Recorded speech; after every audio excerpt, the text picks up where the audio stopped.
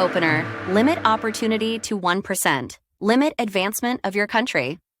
While those who have made a lot of money might be smart, which is debatable, they may not be smarter. And there is definitely no guarantee that their kids will be smarter. For this reason, alone limiting opportunities to a small group of financial winners stifles growth and innovation in your country. Nowhere else does this hold true more so than in education. It therefore makes little to no sense to provide better education only to those who have more money. This not only applies to higher education as in college, but is even more important at the lower grades. This should be apparent by the simple fact that there is a broader pool of talent from which to draw. Children are all diamonds in the rough, and drawing the best out of them must start in their early years. While there will always be those kids who shine no matter what, there are more than likely a lot more who need their best to be coaxed out of them. To accomplish this means switching from funding schools based on the property taxes of homes in a particular area to distributing those funds to all schools based on the head count of that particular school. In that way, all children are afforded an equal opportunity to shine. Instead of limiting the brain power of your community to the rich 1 or 2 or 10%, you are opening it up to every person in your community. You are making the search for that one perfect diamond that much easier. As an example, imagine that you live in a village with 100 people, including yourself. And in this village, 10 of the villagers can go to college because they are either rich enough, or they have earned a scholarship, or they are willing to take out loans that will indebt them for the next 30 years. Those willing to take out the loans with a possible 30-year lifespan already feel deficient in the brains department. But let's ignore this for the moment. Anyway, 10 of the villagers go to college, but of those 10, only those who earned a scholarship, and I'm talking academic scholarships, actually got into college based on their smarts. This takes that original 10 and cuts it down a lot. Let's say 3 out of the 10 actually exhibited a higher degree of intelligence and therefore got into college based on their brain power. So, of the members of your village, only 3 out of the overall 100 villagers got access to the higher education available at university. 3 out of 100.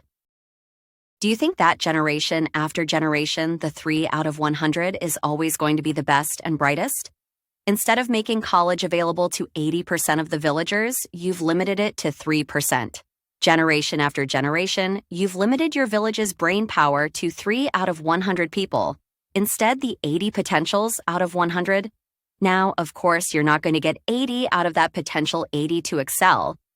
But what if out of generation after generation, there was an Einstein, a Hawkins, or a Tesla in that 80%? I'm talking Nikola Tesla, not the car. What if, by limiting access to higher education or the equipment that would help a genius in that 80% shine, you miss that Nikola Tesla? In those villages that made college more affordable and accessible to a greater percentage of villagers. And before you assert that anyone worthy of college will make it to college, you know, the go-getter types, before you all claim that anyone worthy their salt will rise to the top, consider this. Consider how many times you met some go-getter who was only going and getting for themselves. They talked a great game, but the only thing they advanced was themselves. I've seen it, and given enough time, most of you will see it too. It's happened enough to become a cliche in Hollywood movies. You know, the ones where some go-getting ambitious jerk takes credit for some great idea while the real innovator sits back and lets the go-getter take credit. Not every genius knows how to market themselves to showcase their talent. I know because I remember having an argument with a friend in which he swore Edison created the alternating current used everywhere in the world today. I had to remind him that it was Tesla who made alternating current ubiquitous, while Edison electrocuted an adult elephant in an effort to show how dangerous alternating current was. Edison did this because he was pushing for direct current as the means to supply electricity to every home. Edison was better at marketing, but he was not the smarter of those two men. By the way, the elephant's name was Topsy. There are plenty of people reporting and complaining about our leaders and their failures. How many, however, are offering or even pointing to any solutions? The book Solutions, Enough Complaining. Let's Fix America by Chris Osman does and can be found on Amazon or at www.mikesonsentertainment.com. To find out other ways you're being screwed by your current leaders, check out the posts on this blog daily. Learn about the biggest and worst issues that America and its people face today. You can also check into this blog daily to hear about those issues that America and its people will face in the near and distant future. If, however, you would like to discover possible solutions to either mitigate the worst impacts of these issues or solutions to avoid them altogether, keep listening. The problems we face are not as complicated as so many leaders and news reports claim. They are man-made and are only claimed as complicated so those who are responsible can maintain control. For example, there is a persistent argument that moving government is like turning a cruise ship around. It is supposedly a long process that can only be achieved incrementally. While this may be true for laws and policies that benefit the majority of Americans, it does not seem to be so for that smallest of American minorities.